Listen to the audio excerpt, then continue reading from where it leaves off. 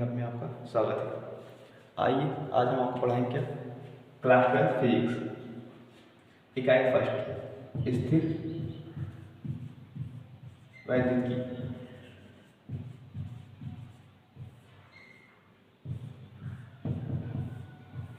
स्थिर वैद्युतिकी के अंदर पहला पार्ट है आपका लेसन फर्स्ट वैद्युत आवेश तथा क्षेत्र।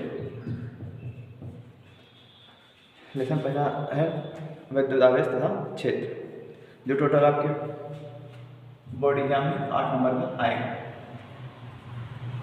आप बोर्ड एग्जाम में टोटल 8 नंबर का ये चैप्टर आएगा। आइए हम इसके बारे में थोड़ा डिस्कशन करते हैं। देखिए पहले क्या है, हम पहले पार्ट के मीनिंग पर चलते हैं। क्या कह रहा है, विद्युत आवेश तथा क्षेत्र। पहले तो बताइए विद्युत क्या होता है। विद्युत हम आपको बताते हैं विद्युत के बारे में।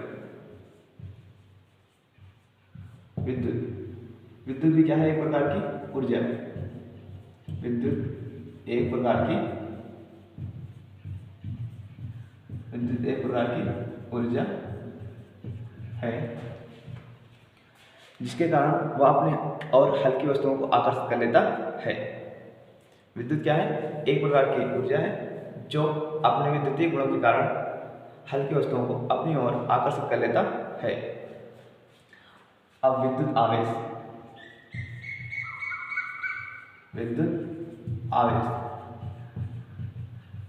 ये विद्युत आवेश की मीनिंग क्या होती है। विद्युत आवेश कैसे कहते हैं। विद्युत आवेश पदार्थ का वह गुण है जिसको वह अर्जित कर लेने पर अपने विद्युतीय गुणों का प्रदर्शन करता है या अपने विद्युतीय गुणों को प्रदर्शित करता है। अच्छा, विद्युत आवेश बनता कैसे होगा, विद्युत आवेश कैसे बनता होगा, तो आइए हम आपको एक घटना पे लेके चलते हैं। बहुत समय पहले की बात है। यूएसए के एक साइंटिस्ट बेंजामिन फ्रैंकलिन, जिन्होंने विद्युत की खोज की थी, बेंजामिन फ्रैंकलिन, ये कहाँ के रहने वाले थे, यूएसए।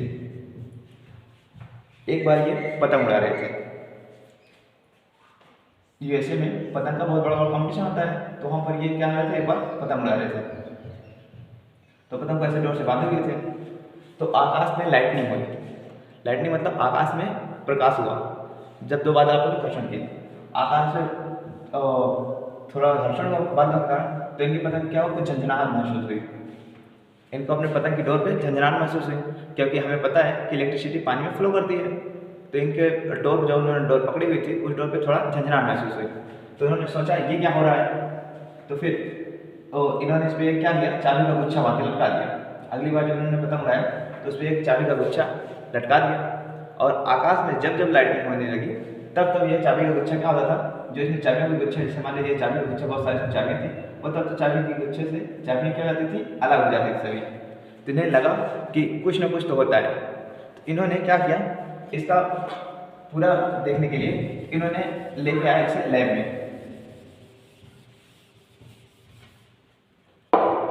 जब लैब में लेके आए तो इन्होंने क्या किया, एक कोई सतह में, और सतह में क्या किया उन्होंने, एक कांच की छड़ को लटका दिया ऐसे। ये मान लीजिए कोई कांच की छड़ है, और एक दूसरे कांच की छड़ को ऐसे मुक्त अवस्था में रहने दिया। इन दोनों कांच की छड़ों को उन्होंने बिल्ली के बाल के ऊपर अथवा रेशम के कपड़े में रगड़ा। जब इन्होंने रगड़ा तो जब रगड़ के इन दोनों को पास ले गए, इन दोनों में प्रतिकर्षण हुआ, मतलब प्रतिकर्षण मतलब दूर दूर हो गया। फिर उसके बाद इन्होंने क्या किया, ग्लास के रॉड को ऐसे ही रहने दिया, ग्लास की रॉड को इन्होंने ऐसे रहने दिया। फिर और जब दूसरी रॉड ली तो उस रॉड को क्या लिया इन्होंने, एबोनाइट,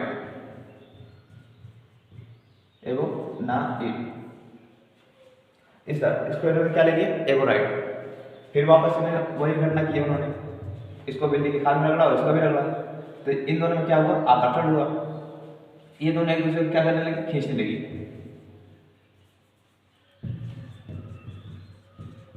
आकर्षण हुआ, और यहाँ पर घटना क्या हुआ, प्रतिकर्षण।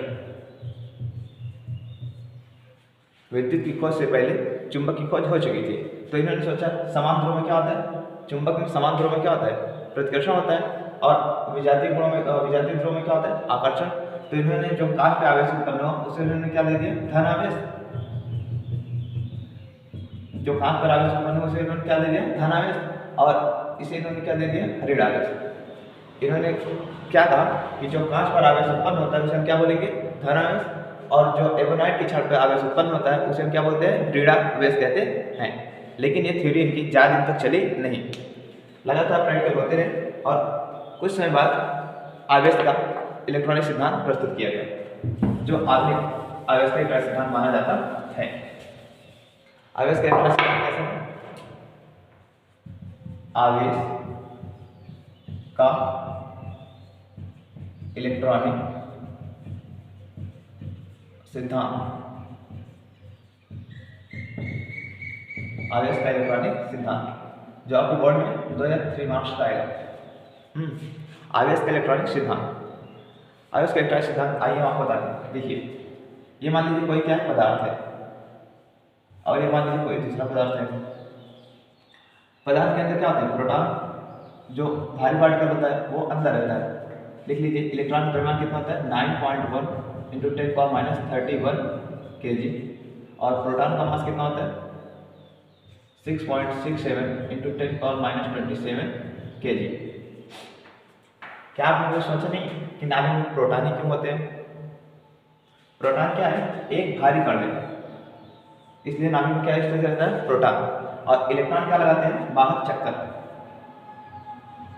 इलेक्ट्रॉन वाहक चक्कर लगाते हैं। क्या होता है जो किसी पदार्थ के जो बाहरी कक्षा के इलेक्ट्रॉन होते हैं वो नाभिक से लूजली बाउंडेड होते हैं, मतलब बहुत अच्छे से नहीं बंधे होते। वो अपनी कक्षा को छोड़ के बाहर से कहीं ऊर्जा पाने के बाद वो अपनी कक्षा को छोड़ के अन्य कक्षा में चले जाते हैं। तो मान लीजिए क्या है, कोई मान लीजिए पदार्थ 1 है और ये मान लीजिए पदार्थ सेकंड है, कोई भी 2 पदार्थ है, इन दोनों को आपस में क्या करा घर्षण, दोनों को आपस में रगड़ गया। जब घर्षण कराया गया तो क्या हुआ, इसके कुछ इलेक्ट्रॉन इसमें मान लीजिए चले गए, तो इसके कुछ इलेक्ट्रॉन मान लीजिए इसमें चले गए। तो जो इलेक्ट्रॉन को त्यागता है, अब इसके इलेक्ट्रॉन इसमें चले गए तो इसमें क्या आ गया इलेक्ट्रॉनों की कमी, इसमें क्या हुआ इलेक्ट्रॉनों की कमी, और इसमें इलेक्ट्रॉन आए हैं तो इसमें क्या हो गया इलेक्ट्रॉनों की अधिकता, इलेक्ट्रॉनों की अधिकता। देखिए घर्षण के बाद मान लीजिए इसके इलेक्ट्रॉन इस पर गए, जरूरी नहीं है कि इसके इलेक्ट्रॉन इस पर जाएंगे, इसके इलेक्ट्रॉन भी इस पर आ सकते हैं। हम कल्पना करते हैं कि मान लीजिए घर्षण कराया हमने तो इसके इलेक्ट्रॉन इस पर गए, तो क्या हुआ इस पर इलेक्ट्रॉन क्या आ गई कमी, और इस पदार्थ में इलेक्ट्रॉन क्या हो गई अधिकता हो गई। तो जो इलेक्ट्रॉनों को त्याग करेगा, जिस पे इलेक्ट्रॉनों की कमी आएगी, वो क्या होगा धनावेश। जो इलेक्ट्रॉनों का त्याग करता है उसे क्या बोलते हैं हम धनावेश, और जो इलेक्ट्रॉनों को ग्रहण करते हैं उसे क्या बोलेंगे हम ऋणावेश। अब आइए हम आपको परिभाषा बताते हैं। क्या होता है प्रत्येक पदार्थ के नाभिक में प्रोटॉन उपस्थित होते हैं और इलेक्ट्रॉन बाहर चक्कर लगाते होते हैं। जब हम 2 पदार्थों को आपस में घर्षण करते हैं तो जिस पदार्थ के इलेक्ट्रॉन उसकी कक्षा को छोड़ के जाते हैं उसके ऊपर धनावेश हो जाता है, और जिसकी कक्षा में जाते हैं उसके ऊपर ऋणावेश आ जाता है। यहाँ पर एक और इम्पोर्टेंट नोट है, ये बिठा दे रहे हैं। देखिए नोट में क्या है,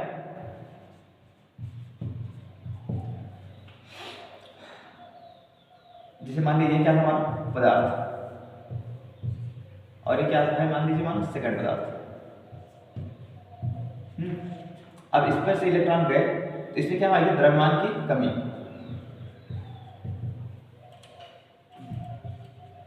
जिस पदार्थ से इलेक्ट्रॉन का त्याग होता है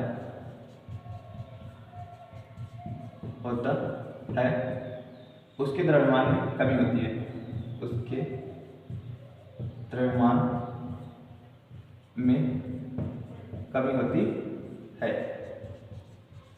और जिस पर जाते हैं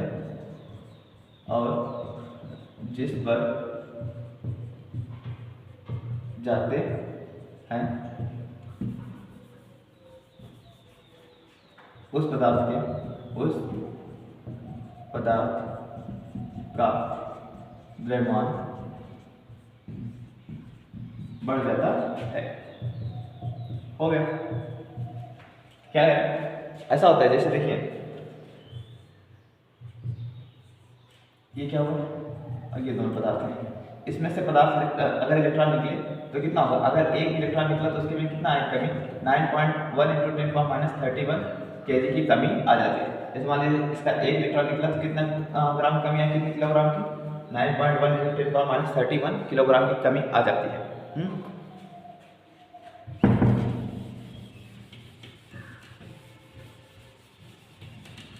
और उसके बाद हम क्या देखेंगे, प्रेरण द्वारा आवेशन।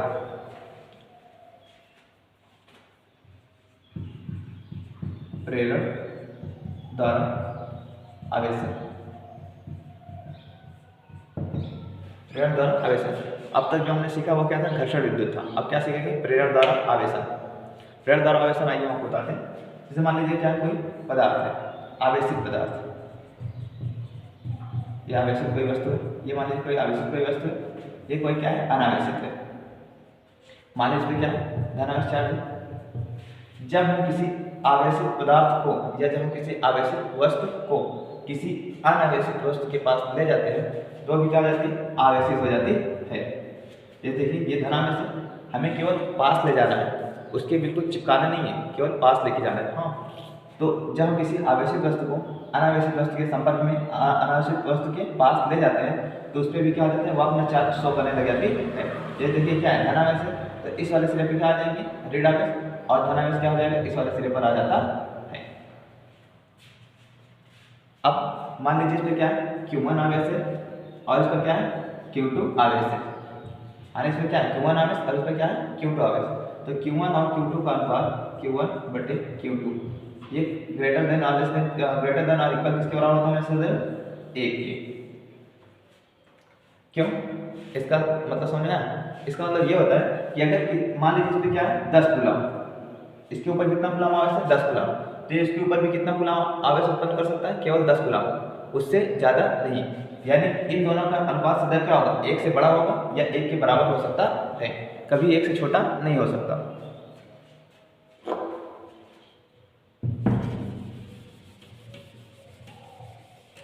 आइए प्रेरण द्वारा आवेशन, जब हम किसी आवेशित पिंड को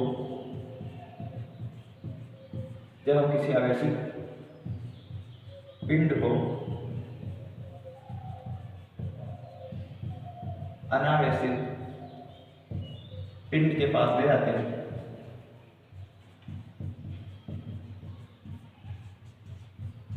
जब हम किसी आवेशित पिंड को अनावेशित पिंड के पास ले जाते हैं तो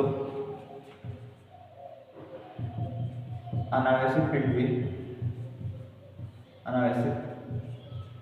भी अपना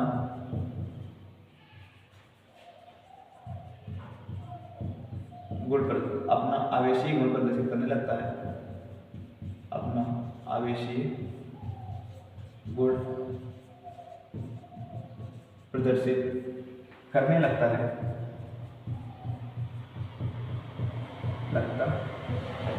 हो गया, अब नोट कर लीजिए।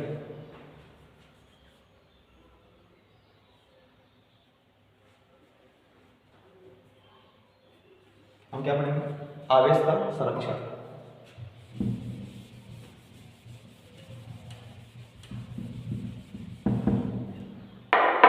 आवेश का संरक्षण,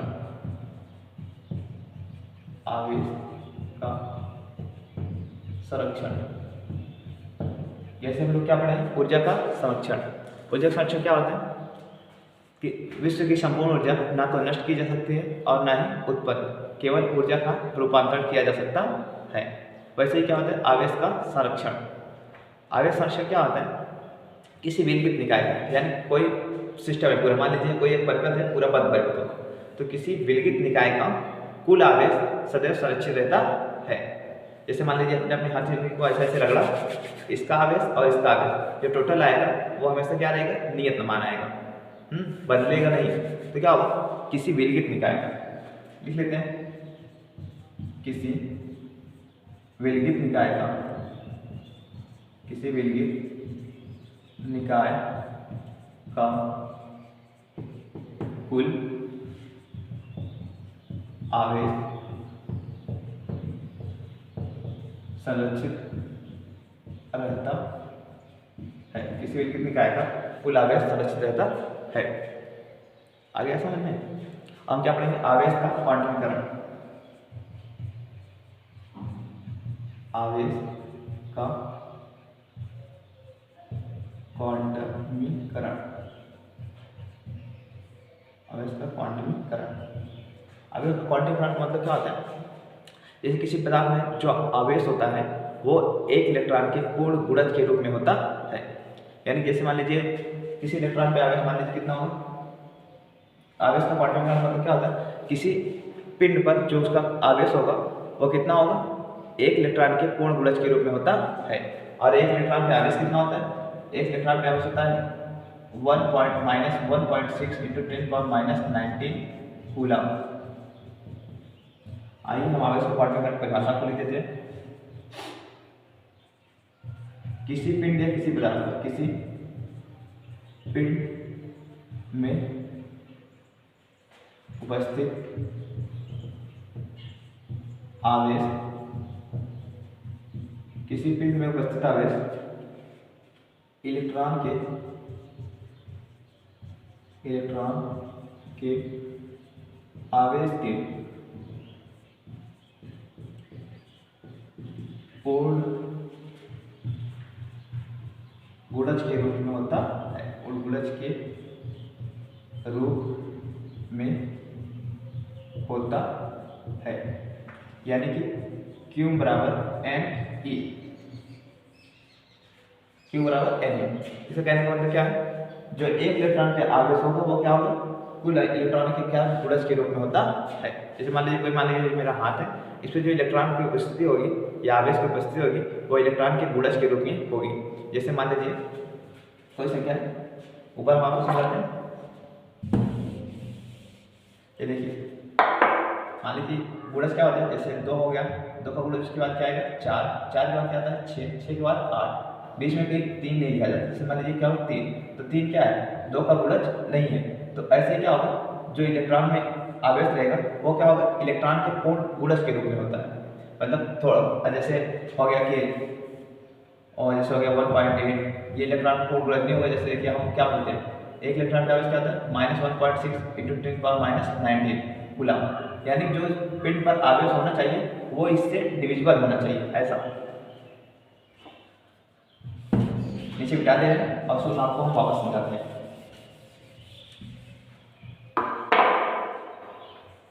Q बराबर N × E। क्यों किसे बोलते हैं, आवेश। क्यों बोले तो आवेश की मात्रा, आवेश की मात्रा। N मतलब नंबर ऑफ इलेक्ट्रॉन, यानी इलेक्ट्रॉनों की संख्या।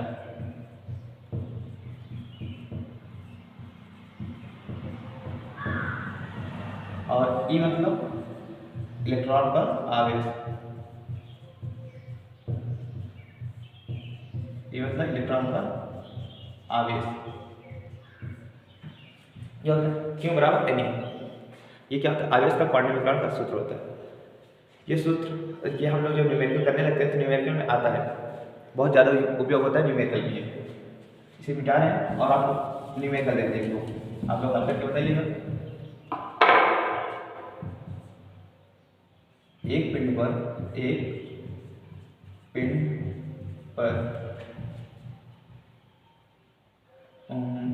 50 कूलम आवेश की, एक पिंड पर 50 कूलम आवेश की कमी है, उस पर आवेश का प्रकार तथा इलेक्ट्रॉनों की संख्या बताइए। इलेक्ट्रॉनों की संख्या बताइए। कैसे करें? एक पिंड पर 50 कूलम आवेश की कमी है, उस आवेश का प्रकार तथा इलेक्ट्रॉन की संख्या बताइए। तो क्या करें? कितने कूलम की कमी आ रही है? 50। तो क्यू बराबर कितना लेंगे? 50। हमने पहले ही आपको बताया था, जब इलेक्ट्रॉन में क्या हो जाती है? कमी, तो आवेश का प्रकार कौन सा हो जाता है? धन आवेश। जब इलेक्ट्रॉन में कमी आ जाती है तो आवेश का प्रकार क्या होता है? धन आवेश। यानी इस पर आवेश का प्रकार क्या है? धन आवेश होगा। आवेश का प्रकार क्या है? धन आवेश। आवेश प्रकार कौन सा है? धन आवेश। क्यों बराबर कितना हो गया? 50। क्यों बराबर कितना है? 50।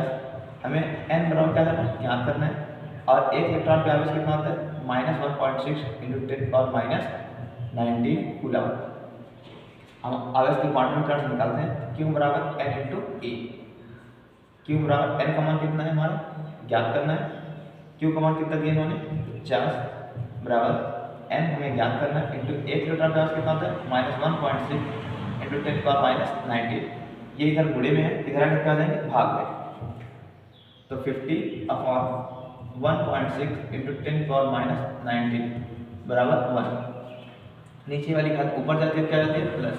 तो 50 × 10⁻⁹/1.6। हम यहाँ से दशमलव हटाएंगे तो क्या बढ़ जाएगा? 0। पढ़ते हैं 16 का टेबल। 16 1 60, 16 3 48। कितना हो सकता? 16 1 16, 16 2 32, 16 5 40। यानी उस पर क्या होगा? नंबर ऑफ इलेक्ट्रॉन कितने? 3.125 × 10⁻⁹ इलेक्ट्रॉन हो गया। अब आप लोग नोट कर लीजिए।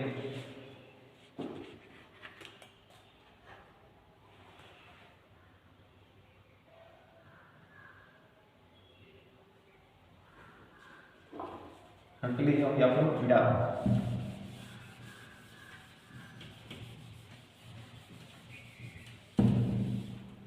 अब आप लोग बताइएगा कमेंट बॉक्स में, आपको एक क्वेश्चन दे रहे हैं। क्या किसी पिंड पर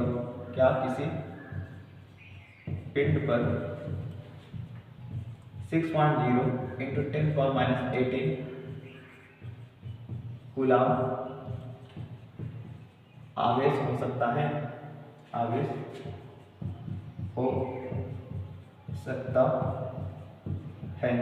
अब बताइएगा, क्या किसी पिंड पर 6.0 × 10⁻18 कूलम आवेश हो सकता है?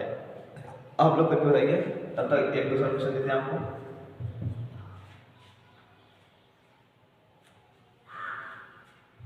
एक कूलम आवेश में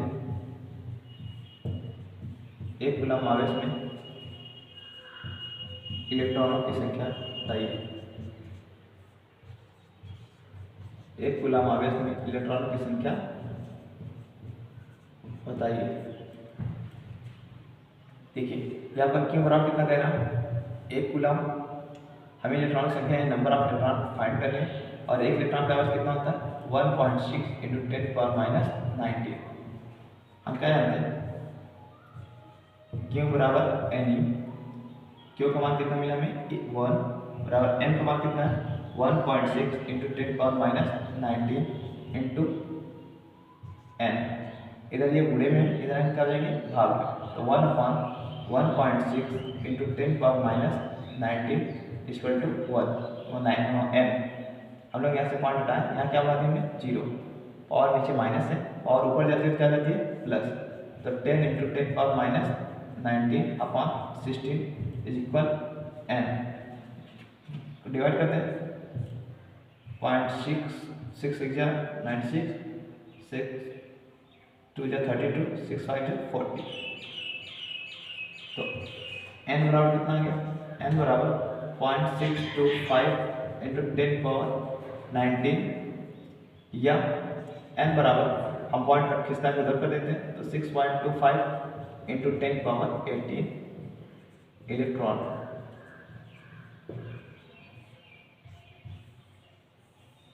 आप लोग नोट कर लीजिए।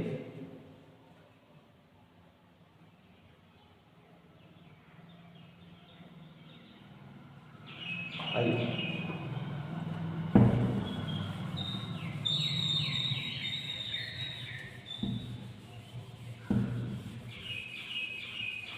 अब क्या होता है? स्वर्ण पत्र विद्युतदर्शी, स्वर्ण पत्र विद्युतदर्शी किसी किसी किताब में ये है और किसी किसी बुक में नहीं है। मतलब कुछ ज़्यादा खास नहीं है, लेकिन क्या होता है किसी किसी बुक में जब दिख जाता है तो बच्चे पूछते हैं ये कैसे हो गया, ये क्या है, आपने पढ़ाया ही नहीं है, इसलिए बता दे रहे हैं। बाकी सभी बुक्स में नहीं है। मान लीजिए क्या है, कोई ऐसा डिवाइस है, ये कुछ काम नहीं करता, ये केवल एक प्रकार से हमें लाइट की प्रेजेंस बताता है कि लाइट की प्रेजेंस कैसे है। मान लीजिए कोई क्या है, समथिंग कोई आयताकार स्लैब है, इस पर हमने क्या लगा दिया, एक ये पाइप नुमा एक संरचना लगा दी, इसके ऊपर हमने क्या लगा दिया, आवेश लगा दी, यहाँ से क्या लगा दिया, गोल्ड लीफ। मान लीजिए गोल्ड लीफ ऐसे ऐसे है और यहाँ से हमने क्या फ्लो करा दिया, मान लीजिए धनावेश फ्लो करा दिया। तो जब धनावेश इसमें क्या करेंगे, फ्लो कराएंगे, यानी धनावेश चार्ज इसके अंदर जब आएगा, तो जब धनावेश चार्ज आता है ना, तो इधर देखिए, जैसे मान लीजिए गोल्ड लीफ एक में बिल्कुल चिपकी हुई है, तो जब धनावेश को प्रवाहित करते हैं ना, तो ये गोल्ड लीफ क्या हो जाती है, ऐसे फैल जाती है पूरा। ऐसा क्यों होता है? क्योंकि जब सेम चार्ज दो चीज़ों पर उपस्थित होते हैं तो क्या करती है, एक दूसरे को रिफ्लेक्ट कर देती है, मतलब एक दूसरे को दूर भगाती है। बस हो गया, ये था क्या, स्वर्ण पत्र विद्युतदर्शी। बस इतना सा था। अपनी क्लास में यहाँ पर बोल रहे हैं, धन्यवाद। और हाँ, अंतिम में बड़ों को सम्मान दें, छोटों को प्यार दें और अपना व्यक्तित्व इस प्रकार से बिखेरें कि महिलाएं आपके साथ सुरक्षित महसूस करें। धन्यवाद।